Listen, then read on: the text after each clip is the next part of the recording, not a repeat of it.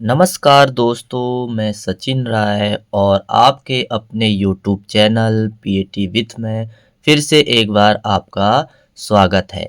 और जैसा कि हम अभी देख रहे हैं जो पिछले वर्ष आए हुए एग्ज़ाम पेपर, क्योंकि अभी एग्ज़ाम का समय चल रहा है और निश्चित ही है ये पुराने एग्ज़ाम पेपर से बहुत सारे प्रश्न आने वाले हैं। तो आपको जो है मेरे साथ सारे प्रश्नों को हल करना है। और अभी देख रहे हम कक्षा 11वीं का पशुपालन का पेपर जो 2024 और 25 में आया था। और इसके 2 वीडियो भी है। एक वीडियो में हमने ऑब्जेक्टिव पोर्शन देखे और दूसरे वीडियो में आधे प्रश्नोत्तर हल किए। और आज का ये तीसरे वीडियो में आधे प्रश्नोत्तर और जो बचे हुए थे वो हम हल करेंगे। कल जो है हमने प्रश्न क्रमांक 8 तक देख लिए थे। आज हम देखना है प्रश्न क्रमांक 9। प्रश्न क्रमांक 9 में क्या दिया है? प्रश्न क्रमांक 9 में हमसे पूछा है भारत में श्वेत क्रांति के 2 उद्देश्य लिखे। श्वेत क्रांति यानी इसे ऑपरेशन फ्लड के नाम से भी जाना जाता है और इसके पिता डॉक्टर बर्गीस कुरियन है।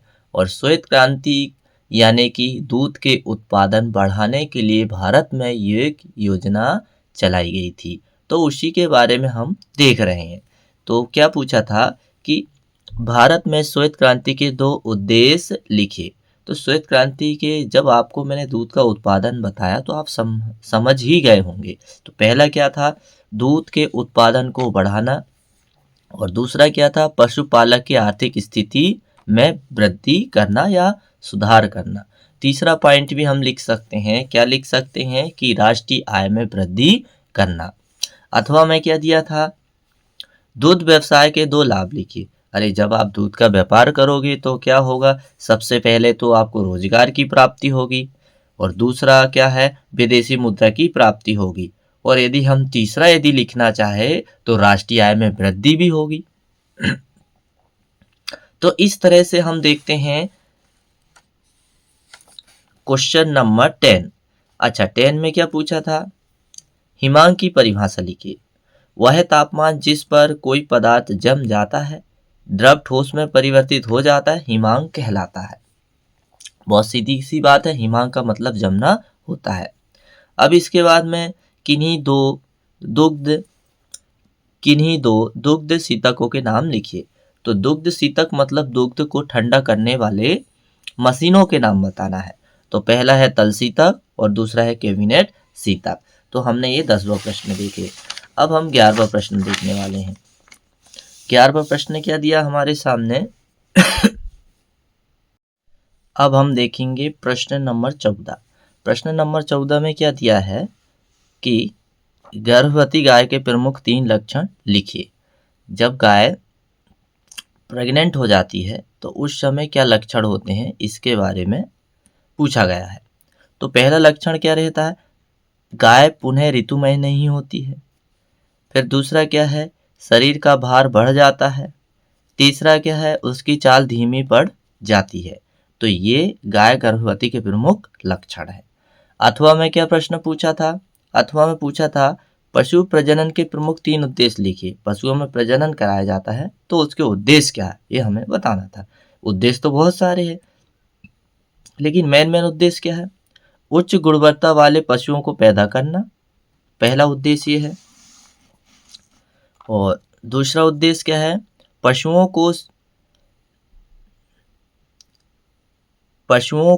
को रोगों से बचाना। और तीसरा क्या है? अधिक दूध देने वाले पशुओं को तैयार करना। ये है मुख्य उद्देश्य।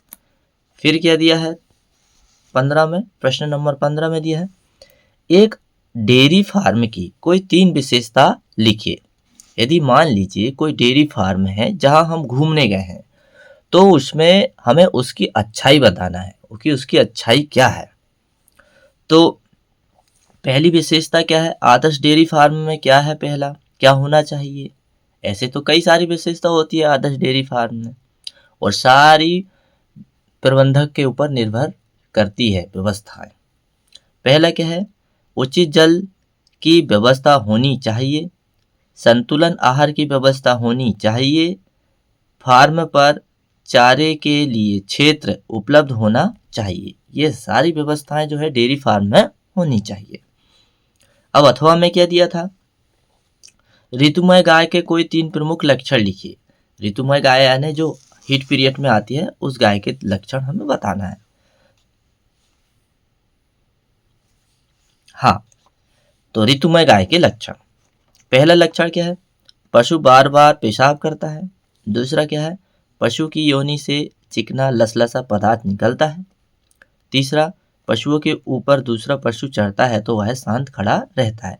और भी बहुत सारे लक्षण हैं। अब हम देखेंगे आगे के प्रश्न।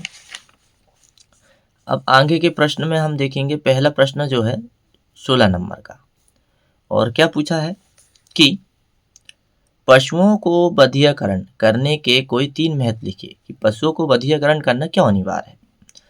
तो ऐसे तो बधियाकरण का हम देखें परिभाषा तो क्या है, पशुओं की नर जनन शक्तियों पशु की नर जनन शक्ति को विहीन करना बधियाकरण कहलाता है। ठीक, अब पहला क्या है बधियाकरण का उद्देश्य, पशुओं को बस में करना। दूसरा क्या है, पशुओं को मोटा करना ताकि उसकी जो प्रजनन शक्ति शरीर में लगे और पशु मोटा हो जाए। फिर तीसरा क्या है, जनन अंगों से लगने वाली बीमारियों से बचाने हेतु। फिर चौथा दिया है, पशुओं के गोशत किस्म को सुधारना। तो ये सारे जो उद्देश्य हैं पशु को बधियाकरण करने के हैं। अब उसके अथवा में क्या दिया था, पशुओं के सींग रोधन के कोई 3 लाभ लिखे, कि पशुओं को सींग क्यों काट दी जाती है, या फिर जब सींग निकलती है तो उसे क्यों रोक दी जाती है, उसके फायदे हमें बताना है। तो सबसे पहले तो बहुत नॉर्मल सी बात है, यदि पशु में सींग रहेंगी तो वो लड़ेंगे, तो यदि उनको लड़ने से रोकना है तो हमें क्या करना पड़ेगा, ये सारे तरीके अपनाने पड़ते हैं।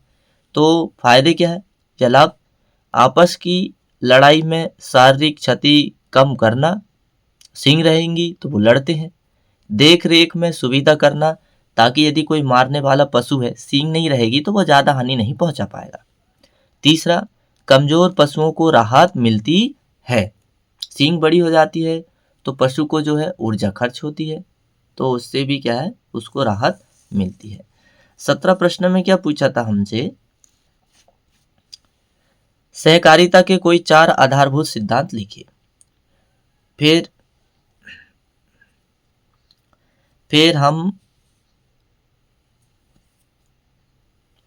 तो ये मोस्ट इम्पोर्टेंट है जो इसका अथवा में जो प्रश्न दिया है उसका हम देखेंगे।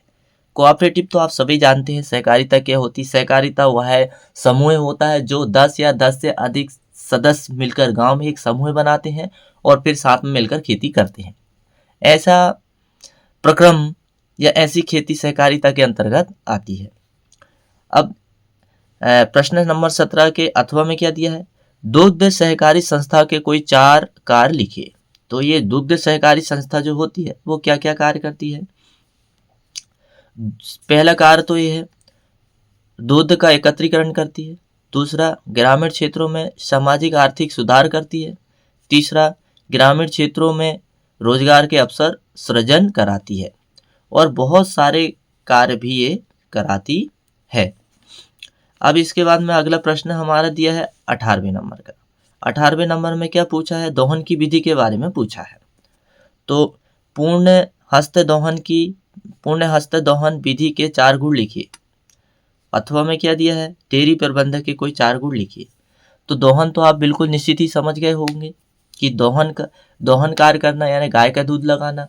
तो यह विधि 3 होती है, एक तो चुटकी विधि होती है, अंगूठा विधि होती है और पूर्ण हस्त दोहन विधि होती है।